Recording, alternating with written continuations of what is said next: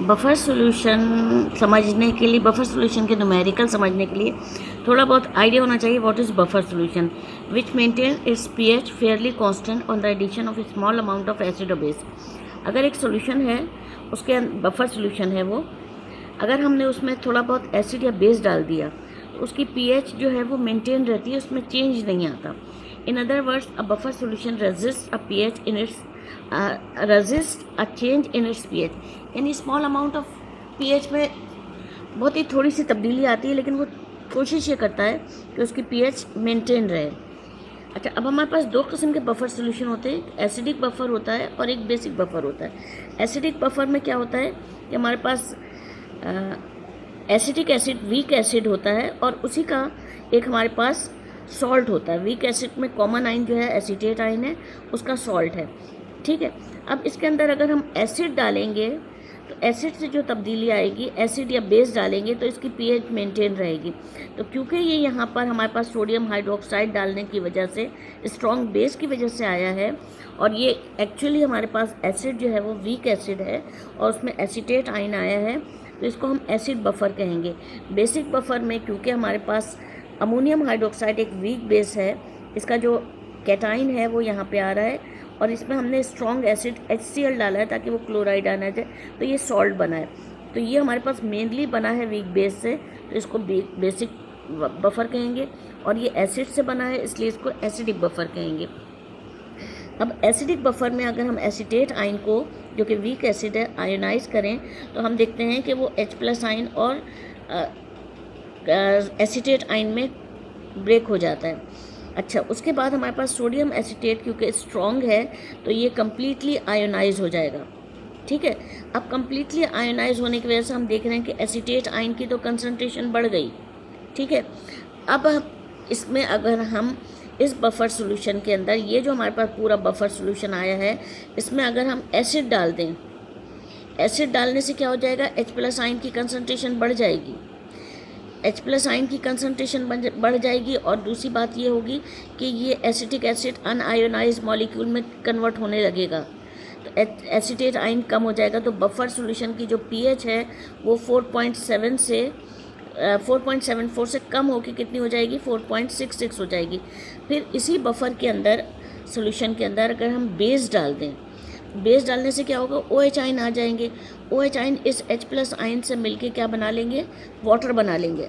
अब क्योंकि ये तो आयनाइज कम हो रहा है, लेकिन वाटर मॉलिक्यूल में OH आइन तो बहुत ज़्यादा है, तो क्या होगा कि OH आइन की कंसनट्रेशन बढ़ जाएगी, तो pH जो है वो स्लाइटली इंक्रीज हो जाएगी 4.74 से 4.83। दोनों की मोलर कंसनट्रेशन एसिड और बेस की सेम है। इसको हम यूँ ले सकते हैं कि ये हमारे पास बफर सॉल्यूशन है, एसिडिक बफर है क्योंकि वीक एसिड से बना है, एसीटेट आइन और H+ आइन और एसीटेट आइन, और सोडियम एसीटेट से सोडियम आइन एसीटेट।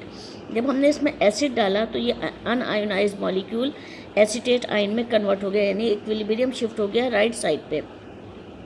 उसके बाद क्या होगा कि इसमें यहाँ पे H+ आइन की क्वांटिटी, क्योंकि ये तो बहुत ज़्यादा आयोनाइज हो ही नहीं रहा है, तो हमारे पास क्या है, ये हमारे पास वीक एसिड है, कम आइन दे रहा है, तो H+ आइन की कंसनट्रेशन कम हो जाएगी, तो ये pH कम हो जाएगी। फिर हमने इसमें बेस डाल दिया, बेस डाला तो हम देख रहे हैं कि बेस जो है इक्विलिब्रियम फिर शिफ्ट होगा राइट साइड पे और वाटर मॉलिक्यूल बना लेगा। OH आइन की क्वांटिटी ज़्यादा है, ये तो कम आयनाइज हो रहा है, तो क्या हो जाएगा, OH आइन की कंसनट्रेशन बढ़ जाएगी, जिसकी वजह से pH स्लाइटली इंक्रीज हो जाएगी 4.74 से 4.83, यानी फेयरली मेंटेन रहेगी pH, इतनी ज़्यादा फ़र्क नहीं पड़ेगा। ये नहीं हो रहा कि 4.74 से वो 17 हो गया। अच्छा, अब हमने बेसिक बफर की एक एग्जांपल ली है, अमोनियम हाइड्रोक्साइड, अमोनियम आइन OH आइन में ब्रेक हो जाएगा, अमोनियम आइन और अमोनियम क्लोराइड आइन में। अब क्या हो रहा है, ये बफर सॉल्यूशन है हमारे पास, हमने इसमें बेस डाला, बेस डालने से हमने देखा कि ये क्या बना रहा है, अनआयोनाइज मॉलिक्यूल अमोनियम हाइड्रोक्साइड बना लेगा। अमोनियम हाइड्रोक्साइड बनाने की वजह से क्या हो जाएगा कि यहाँ पे ये जो है बैकवर्ड डायरेक्शन में जाने लगेगा और हमारे पास किसकी कंसंट्रेशन कम हो जाएगी। बिल्कुल सेम वही है, किसी एक को आप एक्सप्लेन कर दें तो हमारे पास अब इससे, इन्हीं रिलेशनशिप से, बफर से हमारे पास हेंडरसन हेज़लबर्ग इक्वेशन आई है। अच्छा, pH of N acid buffer, acid buffer की हम pH कैसे निकालेंगे, डिसोसिएशन कांस्टेंट जो है वो Ka होता है of weak acid. Weak acid कितना डिसोसिएट हो रहा है, कितना आयोनाइज हो रहा है, उसको हम Ka से डिनोट कर रहे हैं। And the concentration of acid and salt. अब हमारे पास एक एसिड भी होता है जो कि कौन सा वाला है, एसिटिक एसिड है, और सॉल्ट कौन सा है, सोडियम एसीटेट है। हमारे पास and the concentration of the acid and salts use, यानी इस पूरे रिलेशनशिप में हमारे पास ये हो जाएगा। अगर हम जनरली शो करें वीक एसिड को HA से डिनोट करते हैं, तो ये हमारे पास H+ आइन और H प्रोडक्ट की कंसनट्रेशन अपॉन रिएक्टेंट की कंसनट्रेशन, ये हमारे पास कहलाएगा डिसोसिएशन कांस्टेंट। अब अगर हमें H+ आइन मालूम करना है तो ये यहाँ पे चला जाएगा, ऊपर आ जाएगा, और ये नीचे आ जाएगा, ये रिलेशनशिप आ जाएगी।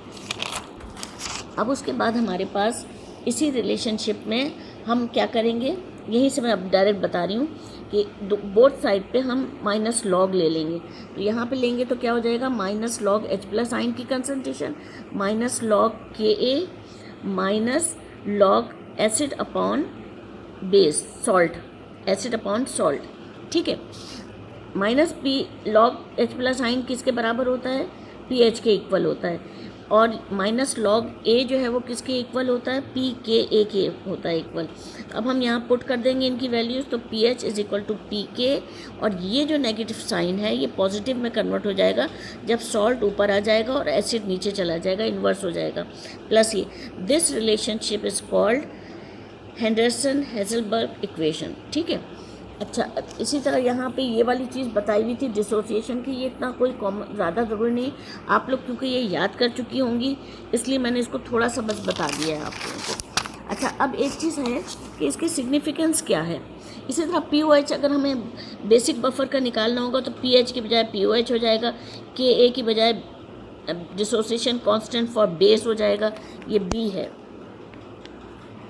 ठीक है, और plus log salt upon acid. ये हमारे पास इसकी सिग्निफिकेंस क्या है।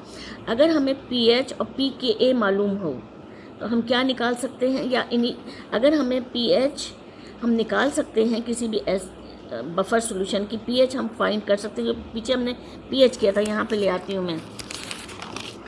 अगर हमें pH कैलकुलेट करनी है, हमें pKa मालूम है और हमें सॉल्ट और एसिड की इनिशियल कंसंट्रेशन मालूम है, तो हम pH निकाल सकते हैं। सिमिलरली हम POH भी निकाल सकते हैं अगर हमें pKb और सॉल्ट और एसिड की इनिशियल कंसंट्रेशन नोन हो, ठीक है।